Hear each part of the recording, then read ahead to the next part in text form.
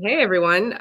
So we got a lot of interest from the community and having, more interaction with some of the people behind the team on this who have been really kicking ass behind the scenes to get these products delivered and integrated into our DApp. Um, Chris, you've been on the front lines of this for some time now, and I think one of the more active people that we've been going to get all the information and updates. Can you give us a little bit more detail about your role on the project, and also just a little bit of background about yourself and the nature of what you do? Yeah, sure. So I got into Bitcoin like 2012, 2013. I found it to be like an elegant, interesting solution, an easier way to do something in finance, basically email for money. And to me, that clicked. And then since then, I've worked with a number of projects and startups, more in like a quality assurance and designing the products. I'm not a developer, but I work directly with the developers on this project, and I'm really excited to continue the momentum with ETPs. But yeah, I've worked as an advisor to a number of projects, and just been hands-on, ground level, building DeFi applications all the way back to 2013, where we had a very early projects. So I could say more, but that's the basics. Yeah, that's amazing, and look, we have a really solid team on this, so it's great to have you on. Thanks so much for joining us. Um, and can you tell us a little bit about the background of the ETP that was just launched, the Macro Hedge ETP? How did this ultimately, come into being? What was the original thinking behind it? Why this as a construct? How did we get Balancer Labs involved? And what's the last 4 or 5 months of development like been on this? Yeah, so I mean, effectively, it's taken a bit longer with Balancer and ourselves, but the main motivation was that with Balancer, the main motivation there is that with Balancer you can buy in once. So while the transaction fees are high in Ethereum, you're actually buying into a multi-asset pool. So it has 5 different assets, but you only have to do one transaction. So let's say if you wanted to go buy each one of these 5 assets on Uniswap, it Mm-hmm. would cost you a lot more because each one of those transactions is $40, $50, or anywhere from like 20 to whatever. If you go to our pool, the single transaction might be a little more expensive, but essentially you're getting 5 assets for like a quarter of the costs. So the reason we went with Balancer in this case was that they allowed us, with their technology, to make it cheaper and easier to diversify. Um, so I mean, that's one of the main issues with Ethereum. We felt if we were to launch a number of other projects, it would be much more expensive to do this. Like if everyone entered the pool and it bought every single asset at the same time rather than rebalance Mm-hmm. over time, that would be right 4 5 times as expensive. Right. So because it's on the Ethereum chain, and because there are 5 assets versus one asset, you're basically, able to get exposure to more assets with less entry and exit fees, so to speak. Yeah, currently we have buy-in with USDC. Since it has the most liquidity, it will offer the best price for the user. Yep. Not going to go into that, but basically as adding to the larger amount, it's just better user experience. Right. Balancer, our partners do let you enter with each individual 5 assets, but as I said, splitting that up, unless you already have them, is going to cost you, right, a number of Uniswap transaction fees or Sushi Swap or whatever. So basically, on our interface with USDC, and we may add as the pool grows other things. Mm-hmm. With one token, you can buy in, and then your share or your representative token uh, has the percentage of all the underlying assets. Okay. So Interesting. yeah, Well, let's throw the if you can do a screen share with us so we can start to sort of walk through this and do a product demo for for the audience, that would be amazing. All right, we're going right into it. Okay. Yeah, I mean, we can talk over it, but I think it's just helpful to have it up on the screen as we have the discussion around it. All right, 1 second here. Take your time. And it's also been really, while you put that up, to say, like, it's been really interesting for us, I think, to start to understand that the sophistication behind this idea, and this concept, as opposed to just a standard basket, so to speak, that there's something much more nuanced about this. Okay. Sure. So I guess I can just go over this. Is that what we want to just? Yeah, I think Okay. you'll just take your time, walk us through it. Let's assume I'm someone completely new to this project. I've come in from YouTube. I hear there's this macro hedge ETP. I want to know what it is. I want to know how to invest in it, and I want to know, we'll get onto this towards the next chapter of the show. But we're going to want to understand what it does for us and why we benefit from investing in this. Yeah. So there are a number of products on the market that you can do different things with, right? Like yield or whatever. We felt like, when we analyzed what our project is doing, that we should actually launch and start with something that's conservative and a good value add for somebody who just basically wants to take, profits or savings and put it in something that's conservative. It should, outperform just holding USDC. Mm-hmm. And so that's like a big benefit, because what we're saying is, like, while there is ape into this, ape into that, we're also offering a product that is like, hey, this is solid, fundamental, what, hedge funds, other people do. But we're offering it all on the blockchain. So in this case, we calculated like how we want to do the constituents. You could see we have 15% for gold, 5% for BTC, 5% for ETH, and then we have two stable coins, which is par is Ethereum, and USDC is obviously the US dollar. So it's a more stable pool, and it as BTC, gold, and ETH, if they continue to go up, it will outperform just holding USDC. But it's a very conservative way to save funds, right? You're not going to be exposed to extreme volatility. Right. And like I said, since it's on the blockchain, you actually get a token, and you're not having to like deposit to an exchange and they're holding your funds, and XYZ, they may have various reasons to track your activities. I don't know who they report to or whatever, but yeah.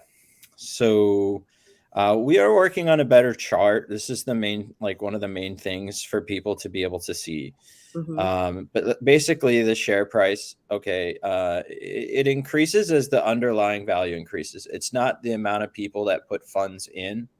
It's essentially the NAV, or the price of how much increased or decreased the underlying set of value has. So it's equal to, if you had $100, this is how much it would have changed, or if you had whatever.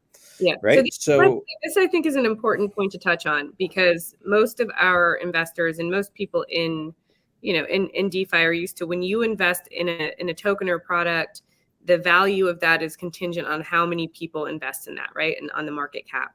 And in this, it's unique because it's actually, strictly related to the underlying value of the assets as the market moves, and not to the number of people that are investing in. Is that accurate? Right. Yeah. I mean, we have picked, and we did have a vote with the community, but based on liquidity, we had to swap out a couple things, or at least the team decided.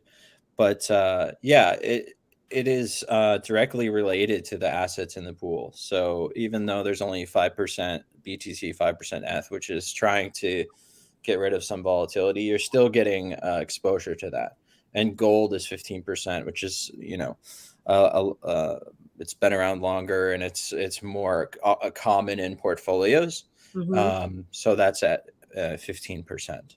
Obviously, the stable coins don't fluctuate, but that's good because they counterbalance volatility.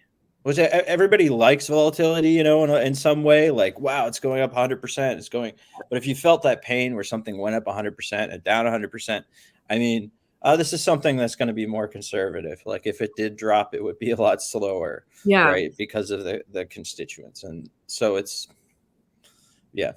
But the benefit to the WSB community is that swap fees. So as people enter the pool, there's a small fee that goes to a treasury wallet that will then be settled on basically Binance Smart Chain, or Ethereum if we bridge over to Ethereum. And so that will be used for buying and burning. And we'll have a vote like specifically for what to use, but we don't make like funds on the increase. And if it goes up 100% or whatever, it's on the swap fees. And so, it's just a small fee. And those people don't have to have WSB. So if average, regular user comes in, wants to buy, wants to, participate, a small amount of swap fee eventually goes back to the community. But Okay. We are really looking for more people to enter. So it's not like the price is going to go up, but the more people that are entering is going to be very good for us, right? Yeah. Yeah. And that's a question, this does come up a lot. And I'd love for you to speak to this as well. But it does come up a lot where, because we launched the WSB token on Binance Smart Chain, and we're launching, these subsequent products on Ethereum.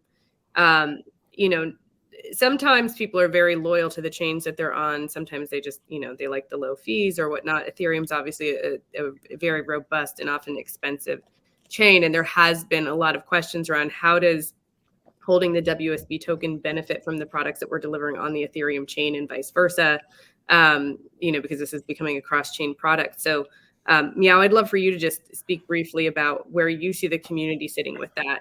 And then, Gavin, maybe again, we can reiterate how, entries into the macro hedge actually directly benefit token holders of the WSB token. Well, some people's, from my understanding or monitoring the chats, think that this is kind of strange that we're launching multiple chains.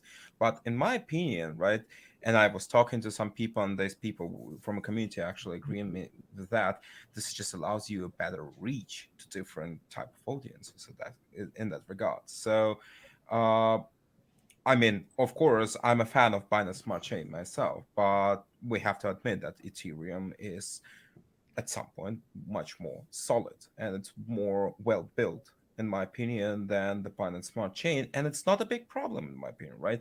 Yeah. But in that case, we have broader reach, we have wider reach to audiences, and I think on Ethereum Smart Chain, the project appear be much more serious, right? Orientated than more than just a meme coin. So just on that regard, right?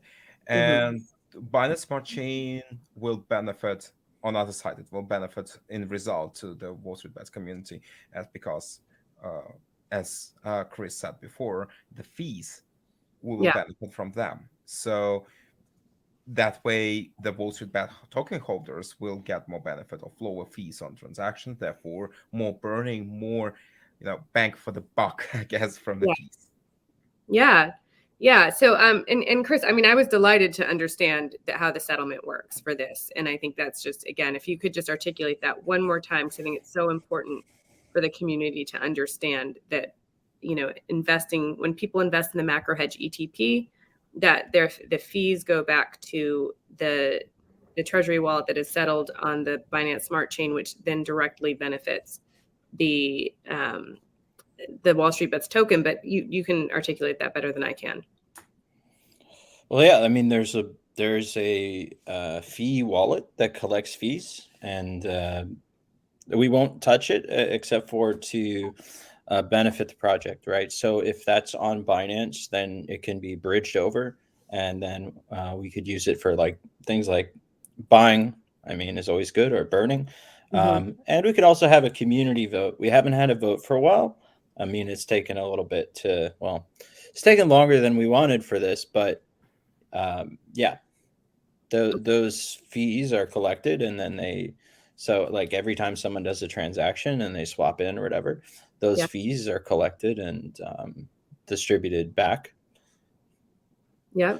And I think, you also just touched on something, which is, I mean, we're obviously thrilled for this to be here after the long wait. It's not uncommon for projects in DeFi to take time and, for it to feel like something of a moving target or a moving goal line. Can you just, again, I think once it's delivered, there's a huge collective sigh of relief. Can you just speak a little bit to the part where this did take a little bit more time than we thought it would? And what that process is like, just behind the scenes? Why do these things take time? Well, initially we thought it would be faster. It took more time because of basically working with Balancer. Our goal was that there could be a single transaction to enter the pool rather than having to do 5 transactions, which I'm not sure what other platforms are doing, but in our case, that's what we're doing. And so it became quite difficult with the smart contracts and the development with them to get up to the point where that fee was something that we could stomach. I mean, Ethereum is expensive, but we want to offer a product that is less expensive if you were to try to buy all 5. And so we just had to like keep committing to this like Balancer idea of like, when you buy in, you get a representative 5 assets, but you don't have to buy all 5. And that just kept dragging on. Like we could have launched months ago, but it would have been essentially having to buy all 5. Right. Which is still, I can show you Balancer's UI. So on their UI, the way they have it is you would actually have bought all 5 and added them in, because that's just how they've set up their system. But with our ETP, you don't have to do that. You can buy in with USDC. And then, as more tokens grow in value, then So basically the delay is that we have to hold ourselves to a certain standard as to what we think is usable. And I don't think it is usable without that fee calculation. And it took way longer to do that. Out of somewhat is complexity and also security audits and all of that. And we paid, some on our own to do security audits and things. So, yeah, that's helpful. So basically, I mean, sorry. Yeah, I mean, we had a much different timeline when we started, and so I can understand the frustration in the community, and I was frustrated too. Yeah.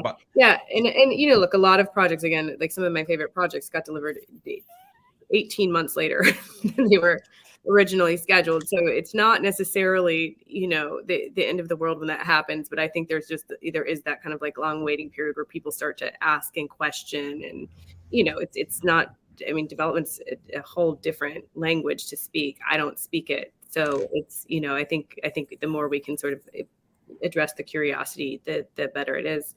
Meow meow. Go for it. So just want to ask the small question, Chris. So in result, right, we have the system which allows, instead of multiple clicks on Balancer and all the pain you go through it, right, just one click to rule them all, right?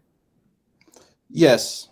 We have to use the pools that have a lot of value, because a person can enter without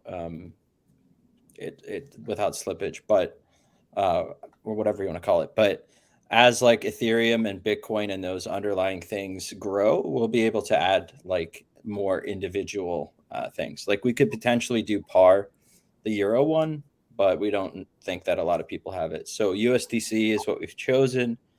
And if you don't have USDC, you'd have to swap to USDC and then use that. But ideally, you do have some. Then, we try to pick companies like USD Coin for what we think about their how they're operating versus Tether. Yeah. Not that we have like a big opinion on Tether, but we just like USD coin better. Same with Par. Par had more liquidity and was more easily available. And we like the underlying way that project is doing it. So, yeah. Amazing. Great. Do you want to take us through a transaction? Yeah, sure. So I've already connected my wallet. So usually you would get like a notification that says approve transaction. So what I'm going to do is just click buy max, and the Ethereum fee is expensive. So high fee, but we're also assuming if you're coming in to invest in this, you're not doing it for a $50 investment, right? This is, I think the idea is that this is where you park money once you've made money. Yeah, I would recommend anything in Ethereum to probably use larger values at this point. So Ethereum is kind of a settlement layer. And so a lot of people that are doing like $40 Uniswap transactions, I mean, you have to, or $50 Uniswap transactions, you have to sort of assume that they're doing a large fee. Yeah. Let me just see.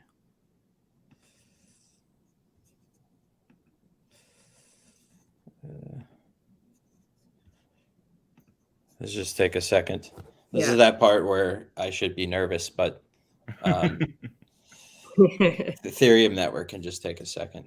Yeah, no, I bought 2 things on Ethereum today, and both of them took ages. Big day for NFTs.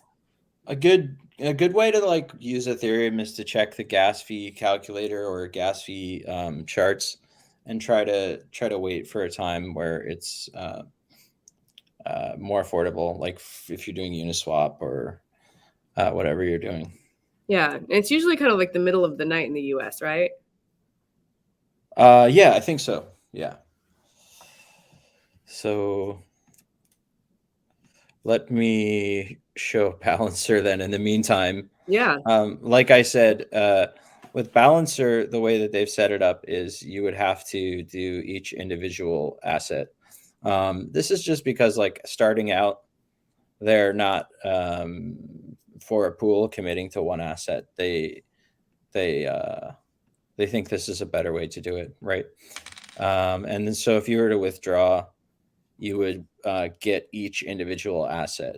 Mm-hmm. So it would be more expensive to swap to each one of these assets. Right. So that's essentially why we're doing that here.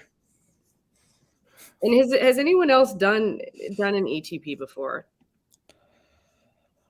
People have done similar things, but I'm not exactly sure of the whole industry. So yeah. So it's fair to say that this is somewhat remarkable and revolutionary in its precedent in terms of introducing this type of product into DeFi. Yeah, I think the way that you can invest in like things on the stock market, like if you're to invest in a mutual fund or something, you only have to buy in with dollars, and then you would get like the underlying pieces of it, right? So you don't have to go and buy each share and then put it into the mutual fund. So it's more in line with like how Wall Street would do it. And I think that's the point. That's kind of why we wanted to do this, but we wanted to do it in a way that was affordable. So technically, that's you basically opening one sneaky instrument of Wall Street to the retail investors. Yeah. Yep. Empowering the small guy. Yeah. This is one of my favorite parts about shopping for things on the blockchain is when you can just look at that the transaction, look at that transaction block and see the progress. Yeah. So maybe we should come back to this and come back to it when it's ready. Okay. So let's talk a little bit about, who is the right buyer for this? Who is this product designed for? What's what's an interesting investment strategy to use for this product? Is it, after you're done trading and you've accumulated, some stables, then, and you're ready to park it somewhere, like how would you recommend to the community that they approach this product?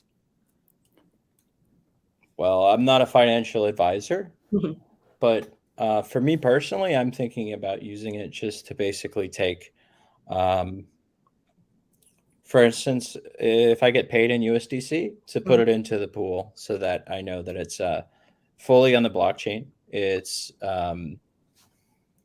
not under anyone else's control, and basically I'm making more value than just having USDC.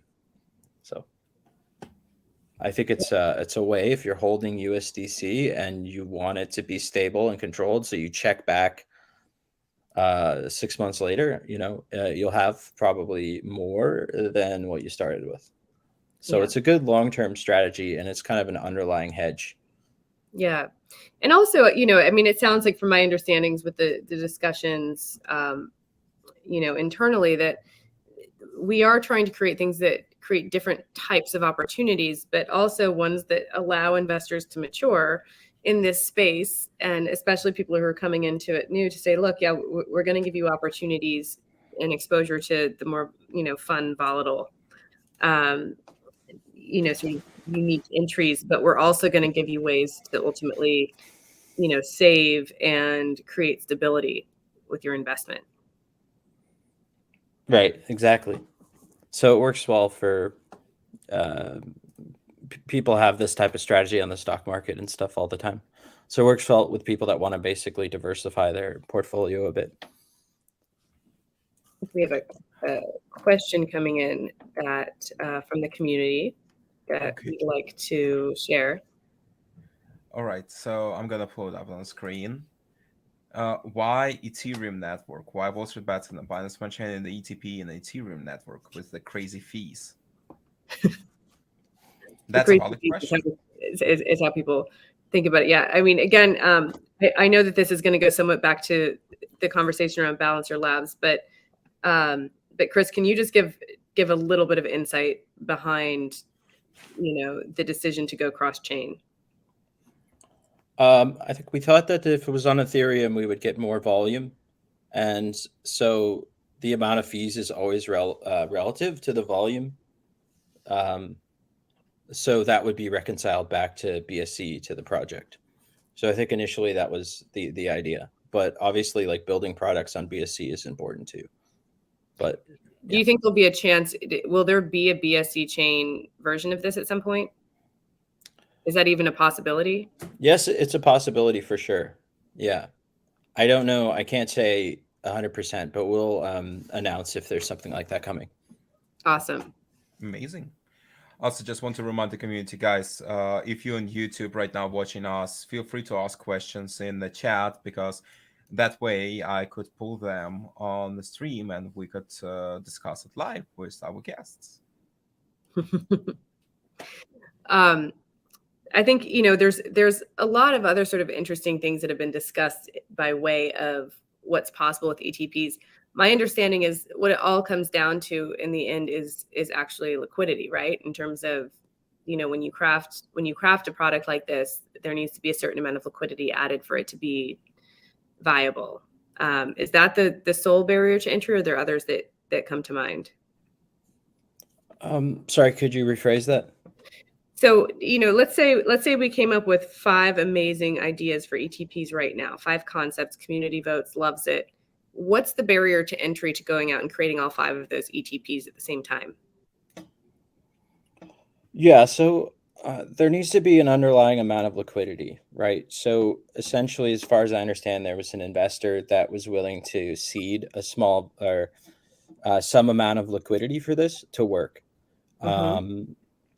They were excited about the idea of the ETP. It's not like an investor in Wall Street Bets. And so you need to have an initial starting liquidity, which is enough for other people to enter. Otherwise, they need to have the underlying 5 assets. Okay. So you could always put 5 assets in, but if it's a single asset, you need enough liquidity to be able to handle like that section of the ETP growing or shrinking. Yeah. So we were very lucky to get somebody that was really excited, so that this is like kickstarted, and it can go pretty much as far as we want. And when someone, let's say you invest in the macro hedge ETP, and 6 months later everything's gone super well, and you decide you want to exit, what happens when you exit? How do you receive your return? Is it in Right. USD? Yeah, currently it's USDC. If you were to exit on Balancer, you could actually get 5 assets, I believe. So if that's what you want. And we'll definitely link to Balancer.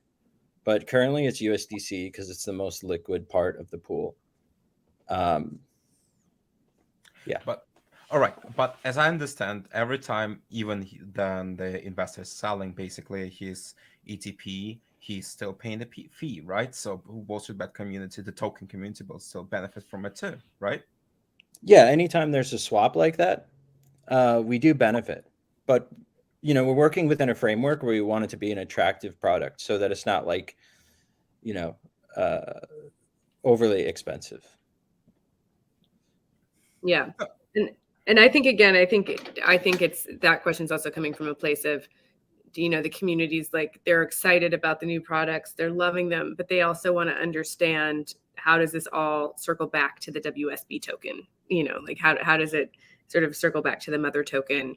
And I think it's, the same question sort of came up in the process with the stonks, which, again, are also on the Ethereum chain. And so it's, I think that's the thing we always want to kind of track back to. And I think you did a great job of answering that today, in terms of understanding that the settlement is actually happening in a treasury wallet that directly benefits the WSB token. I think we should add to that that both ETP fees and stonks fees are coming to that treasury wallet, right? So just need to point it out. So both products are actually still benefits the Wall Street Bets token itself. Right. Yeah. The more people that use it, the better it does. And I think the way we look at products is that, like, the community itself has obviously put in their own funds and their own, investments, if you want to call it, into the project. So what we are is basically developing products for the community that will benefit them, but not all of them directly use the WSB token initially. But the governance also is a way that these products come into being, right? The governance forum voted on which stonks we would feature. The governance forum also voted on various aspects of the ETP. So going forward, we can expect that the people who hold WSB token will have, more and more input on products like this as they get developed. Is that accurate? Right. Yes. All of the products developed, right, benefit WSB. So the utility is that the community has put funds in to build products, and because of that, they are basically, part of the team. Like in Wall Street, in order to get at the table with a bunch of the rich guys or whatever, it's really, really, really hard. But with ours, anyone that's part of the project is at the table. Like, we are an entity, a bank, a trading institution, whatever you want to call it. But every person that's involved is a part of that, right? And then there'll be, I think, as we grow, there'll have to be more use cases for WSB. But essentially, it's a seat at the table. That's how I look at it. Mm-hmm. I mean, I receive some, and I'm not selling, so I am in the same boat, but that's just me, Yep. So I think about it like, oh, well, do I want to go to get an MBA and then work at a Wall Street firm and then get up and get to a point where I'm actually getting a share of what's going down, right? Like, am I getting paid a salary, or am I getting like, a piece? And not to say this is like dividends or something, but being a Wall Street Bets holder, you're a part of the entire product. Yeah. Right. And that's what I think is amazing about crypto in general. Having a seat at the table is not like, so far away. Yeah. And this is also, I think what's really come into the fold this year in terms of what people are talking about, what people are excited about and interested in, are governance forums, are, DAOs, governance forums, any scenario where the community plays an active role, where there might come a day where the community actually runs the project. Oftentimes the builders of the project step away eventually.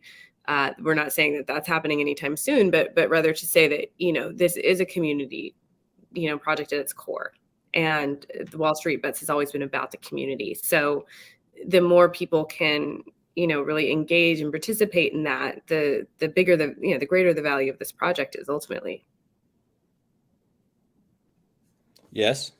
I'm excited about, we're all excited about building these products. We're just frustrated that it took so long with the ETP. And I get it. Like, BSC is cheap. It's fast. I like BSC. I like Polygon, but I use BSC. And so it would be really great to launch some products there. But there are some things, in the works, like a liquidity bridge with Ethereum is possible. So to have the WSB token on Ethereum, I'm just talking about what's been talked about in passing in order to facilitate some of the stuff we're doing. And we're talking with Nebula, which is part of the Luna project. Yeah. So yeah, I get it. I think that we do need to focus on some BSA applications now that we have the ETP up. The good news is the ETP, besides some initial liquidity, is almost like very, very simple to launch more. Obviously, we need to plan ahead. So we need to think, right, which tokens have some liquidity, how are we going to seed the pool? But from a technical perspective, it's like just flipping another switch. So the thing that we're excited about is that, like, okay, we've got the WSB macro hedge, which is kind of a sleepy product, but it's good. Some people want that. You don't want to have to wake up, like, check your phone. I used to do that with Bitcoin, check my phone. Now it's high enough. I'm just like, whatever. It's not a check your phone product. You know what I mean? But we want to move forward with this ETP and offer things that maybe are more volatile or more representative of, like, the DeFi industry, what's going on there, and other things. And so we realized that. So yeah, I'm proud that we launched with something conservative, and you don't have to continually log in, but we do want to move forward. And so the good news is, with this product, now that we have it done, you could think of it like we have the entire framework done. We just have to come up with the next idea. And some of this is going to go to votes. And so I'm excited to see what we can add on top of the macro hedge, especially when the Ethereum network is cheaper and less congested. But the macro hedge based on Ethereum DeFi applications. And I think some of the biggest players are on Ethereum. So that will give us exposure to things, the products beyond just like PancakeSwap or whatever, right? Yeah. So that's the good news. I mean, we decide on the next one, we could pretty much do it. Like I said, I'm repeating myself, but you do have to seed some amount of liquidity to start the pool. Otherwise, people have to join with 5 assets. So right. Okay. That's helpful to understand. Or 4 or 2 or 10. Yeah. I think, we have. Anyways, I can get into it, but yeah. What you were talking earlier about Nebula, which is a new product that's coming. Can you talk a little bit more about that? Just give us the little, like, TLDR on what it is. Yeah. So, like, I'm pretty much in the background, but I'm not going to be spitting out, like, don't take what I say as like these are on the roadmap, but these are things that we're working towards, because we think it's important to work with. I mean, Luna blockchain has done really well. They're nice to us, and we think it's important to have, like, to work together. And so Nebula is going to be a product on Luna that we might be able to take advantage of in a similar way as we use Balancer. So we're going to be having some meetings with them this week. It's just it's been so crazy on their end with, like, all of their their price has been nuts. Now we're just getting their attention again. And so Luna is also Terra, which are mirror assets. So they're the ones that issued the stocks. They have a really they have a huge amount of liquidity, and they have the ability to issue these stocks like AMC, whatever it is that that's available. So we're trying to work as closely as we can with them to build out more availability. And yeah.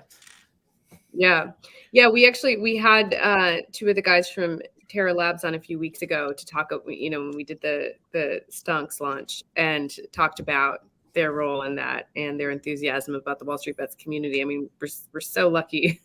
We're so lucky to be in bed with those guys. And, I think all the teams that we're working with on these collaborations are really, really important sort of trailblazers in the space.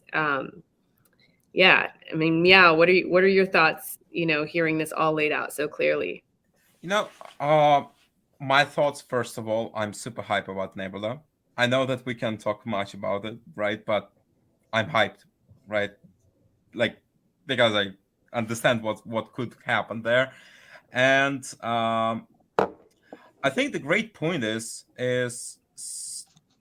I'm looking at the market right now. I'm talking about the normal market with whole USDAPP situation, all the stuff. And I saw some experts was saying that correction on 20% on the stock market is possible, right? Like going down completely. And having something conservative at that time, in a time of extreme volatility on the stock market, right? The crypto people are okay with volatility. We actually like volatility, right? The stonks guys at TradFi don't like it, right? And I honestly think that for some people who are new to DeFi, new to crypto, who are coming from a traditional finance and looking Wall Street Bets, token, all the stuff, they're coming to us and they see the safe haven of the market hedge. Mm-hmm. That would make them feel much more confident. They will feel them much more safu, because as we know, funds are safu here, right? And they will feel, I think they will feel much better, in my opinion, right? So hearing that work doesn't stop, work is going on, hearing that we have something stable, hearing that something new may come very soon is pretty damn bullish to me. Yeah. Yeah. The transaction thing confirmed a bit ago. So great. Sorry about that. I don't know if anyone listening has tried to do a demo for school or something, but yeah, it didn't go exactly immediate. But you could see here that I have 4.47 WSB macro. Okay. And I had bought some before. And here you can see that I have 4.471 WSB macro. So essentially, the cool thing about this token is it's actually in my wallet, and I could pay someone with this. I could trade it. There's not liquidity yet on swap platforms, but it could be added. You could earn yield on it, whatever, if you want. It's similar to a stable coin. So the really cool thing is that I don't have to log into the platform, withdraw, send, and then the person puts again. I can just say, look, this is 4.471 WSB macro. It's now worth whatever amount, and here you go. And they can say, great, I'd like to receive that. Why would you receive that? Well, it's similar to some kind of stable coin, but it has a little bit of steroids, it has a little bit of extra. So we always have to, put ourselves in a position where, like we said, 15% gold based on the analysis. We thought that was good. 5% Ethereum and Bitcoin. And that's what we think is a really interesting thing. An exchange could list this token if enough are minted. It's not like you are on the platform and you're stuck, oh, I have a WSB macro token and it only works on this platform and I can trade it here. No, it's yours. I could, someone post an address in the comments and I'll send it to them. I don't care because, if somebody wants it as a gift, but let's do that. But it's a very interesting quality of it, because it becomes extensible. Basically, you have issued. It's like minting a stable coin. So you can hear, I'm excited about that. Like, think of the things you can do. If you want to yield in the future, you could have a pair, right? As it grows. We have to see, an exchange could add it, right? Like, we have to see what can happen, right? But I'm excited about that. So I could buy this in New York and send this to Meow in Russia as Moscow. Yeah, you could. I mean, you could essentially buy it and consider it to be like kind of like a stable coin, but a stable coin with a little bit of I don't know, a little bit of steroids or a little bit of little bit of spice. It's got the spice. So right, like you could see 5%. Like you already know the percents. I said it. Well, it when we'll get a better chart. But if you look at the whole historical thing, it has increased versus USDC, which is the idea is to hedge inflation, or I don't know, basically don't completely cut out some of the cool stuff. Now I can say, hey, meow, here's I can look at the pegged value. I can say, look, this is what it's worth. Boom, here you go. And then maybe it's a better way to pay somebody. I don't know. Like this is just like the fact with Balancer, and I'm sure other things have this, like LP tokens. I get it. Yep. But we do have such thing as an LP token, and that is like similar to a stable coin, and that is like a big advantage of why we did it the way we did it. Basically this is play against the USD. So like, if to be a little bit more easy and worse, like be more informal, you're playing against the US dollar while on the hedging, just to explain to people who may not understand the purpose of hedging, basically. Right. So supposedly I'm just development QA, but I like to read about the stuff and look at the charts and everything, right? So from like, if you want to call it macroeconomics or US economics, basically we have this inflation and we have other things. Inflation is just kind of an all-encompassing word. And the value of the US dollar to buying assets like food and stuff is decreasing, right? I think a lot of people know this.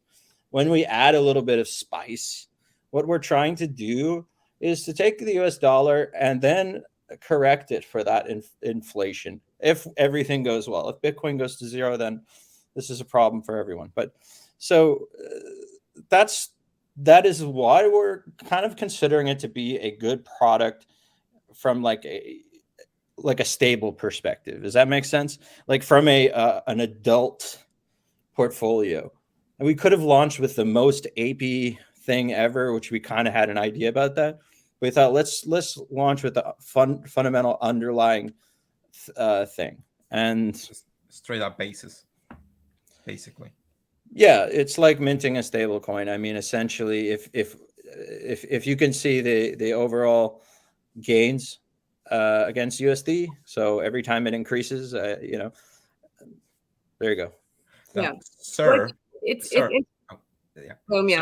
I would prefer my 10 days macro, hot, and spicy. Okay. I might request if I get paid to get. Seriously, maybe I'll request to get paid in macro hedge. I mean, I don't know. That's a long play. Like, a couple of things are occurring to me because I'm slow with this stuff and I like to really understand it before I start coming up with ideas around it. But I was getting my hair cut today and my hairstylist Keith was like, I just sold my farm upstate. What's going on in the crypto market? What do I do? And I sort of started to give him my general overview, and I could see he was just immediately getting nervous about the volatility, because he was like, I'm not going to look at this every day. And he exited the stock market because he was not getting great advice and felt like he didn't want to put his money in the hands of a different steward. But then he's also like, look, at this point in my life, am I going to come become a market expert and start day trading? Like, unlikely. And it started to occur to me the more I spoke to him that this is actually, he's kind of the perfect audience for this product, because he's someone who wants to have exposure, but he's not looking for the most volatile version of that. He doesn't want to have to look every day, log in every day. As you said, he wants to sleep at night, relax, and just know that he's getting exposure while also having some anchor of stability. And I thought that that was just a really interesting moment of like, oh, right, a lot of people aren't as crazy as the rest of us. Like they don't want to sit here and look at charts all day and trade, on a swing and be that aggressive about it. Like they would just be happy with, a meaningful upside over time. And they just don't want to be in the traditional markets anymore. And they don't want to be working with traditional stockbrokers or traditional banks. And so when you start to look at it from that perspective of, I just sold a house, I've got some money to invest somewhere, I don't want to give it to the bank. Where do I put it? This starts to make a lot more sense, especially for someone who might not want to get, waist deep into DeFi applications. Yeah, it's important to have a good strategy with the portfolio. So even they've said hedge fund managers are putting 1%, 2% into Bitcoin or crypto. They have like 8% into art, which is strange, but the whole art thing, not NFTs. And they have, some amount of cash, but not necessarily all cash. So this is just a common strategy. And we're replicating it on the blockchain. We're trying to bring what Wall Street would do with their savings. Yeah. I think that just fits with the motto connecting of Wall Street and blockchain, basically. That's you take best of two worlds and combining that together and get Wall Street bets. Yeah. For now, this one is not that volatile and speculative, but we plan to launch. I think the team plans to launch more speculative ones that might be more fun and exciting, because everyone likes to see. I mean, it's been a bullish year. Like people like to see those things, and we'd like to see that with WSB. So, but this is your base, okay? Is it gonna be your girlfriend boyfriend ETP? What is this? What is this? What is that? The VIX always says like your girlfriend boyfriend ETP, sounds like that. It's like a meme. I don't know. My girlfriend's priceless, so. That's the perfect answer. Bullish. You'll have to send this episode to her with a timestamp of that moment. Yeah, no. I threw it in there. Yeah.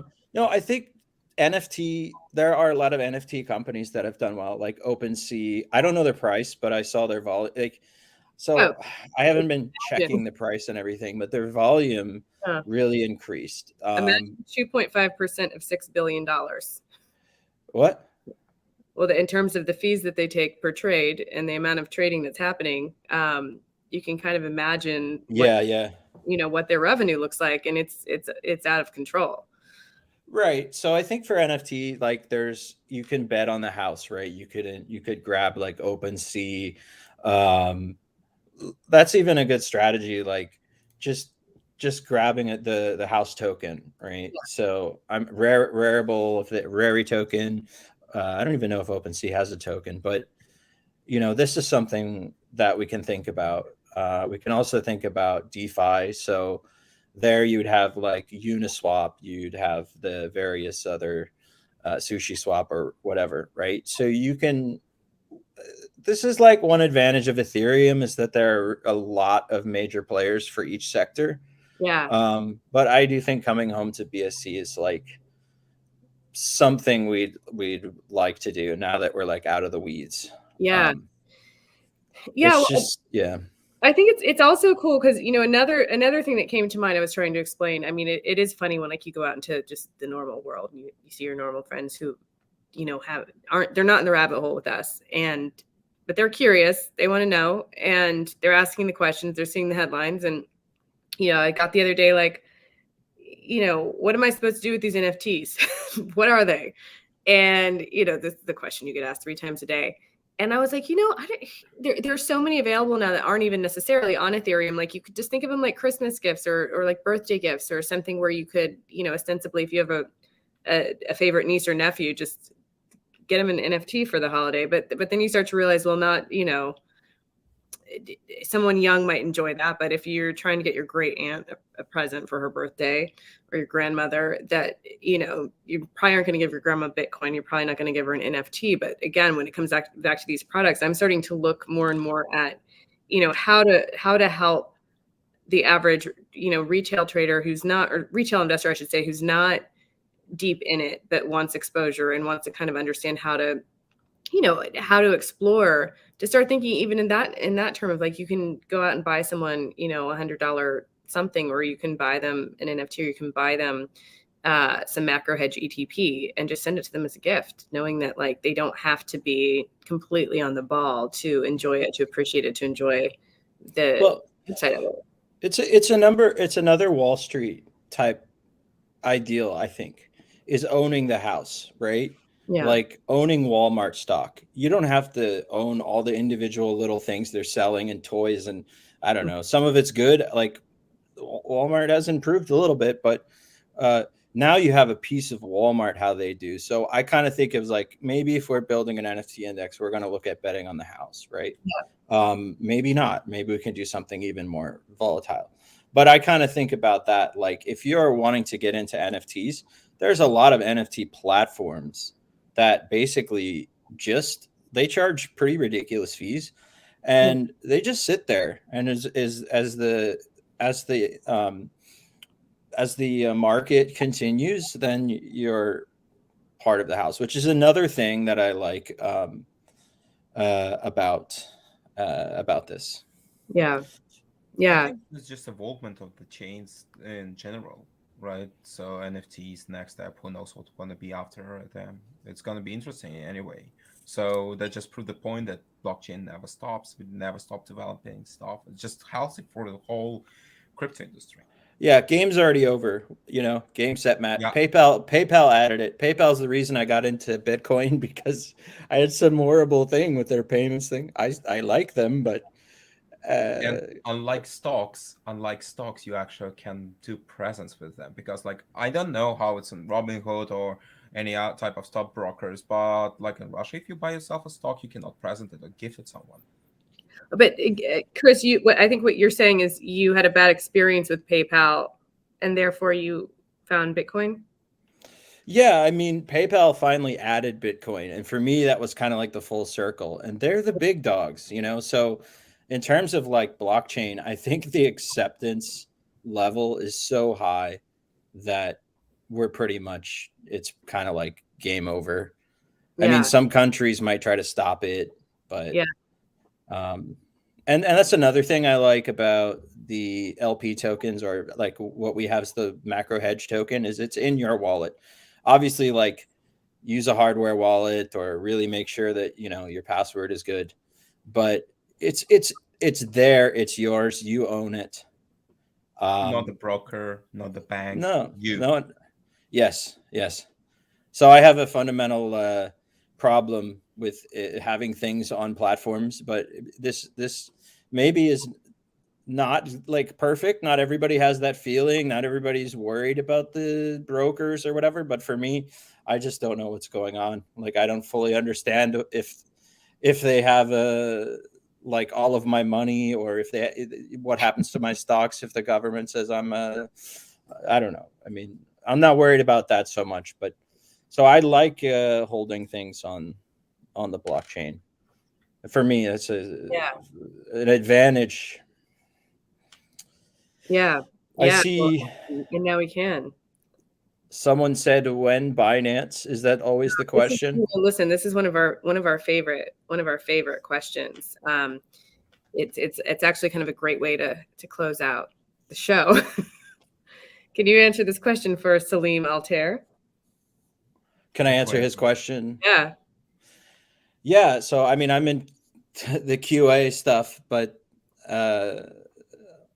we've had some good support from Binance. Like they talked to us about being in I think the BSC accelerator program, and various, not the accelerator, but there's a program where you get compensated for the amount of fees that you use. And so there's been a back and forth, but really it's a long journey to get on Binance. And I think any BSC token would love to be there, but it's been a very high bar. So yeah, tomorrow, not tomorrow, but can be on like, let's be honest. It's like the song, No, soon. I have no idea. I just know that the Binance people have been like just straight up, they've been friendly. They've invited us to join programs that are on BSC, but the Binance Exchange is a whole nother group of people and a whole nother level. And so if everyone gets involved in WSB and you guys like promote it and get excited and do all these things, we have a higher chance of joining. So yeah, they like volume. They love some volume. Chris, thank you so much for taking the time to join us tonight. Thank you for helping us understand the philosophy behind a macro hedge ETP, the basic function of how it works, how it benefits Wall Street Bets, community members and investors, and, where this road might take us going forward, and for sharing a little bit about yourself with the community. Meow, do you have anything you'd like to jump in and add? I think I want to say to people in the chat, in the Telegram chat right now, that I see what they are doing right now. I see what they did. What did they do? Did they clip me? No, they actually clipped me. It's gonna be another meme. Another meme. So we have. So this is amazing. I love that this happens. They're making memes after me, right? And this is like, I see what you did there, guys. I see. They love to screenshot them and turn them into a meme for the Telegram chat. Like, take a look by yourself. Like after the stream, you take a look there, and this is awful. If you want to see the meme, you have to go to the Wall Street Bets Telegram chat. That's the rule. Chris, thank you so much. Meow meow, thank you. Thank you, Chris. Off. That was amazing. Follow WallStreetBets.com. Watch our podcast, join our communities, engage, vote, buy the WSB token, and we'll see you next week. Cheers. Cheers.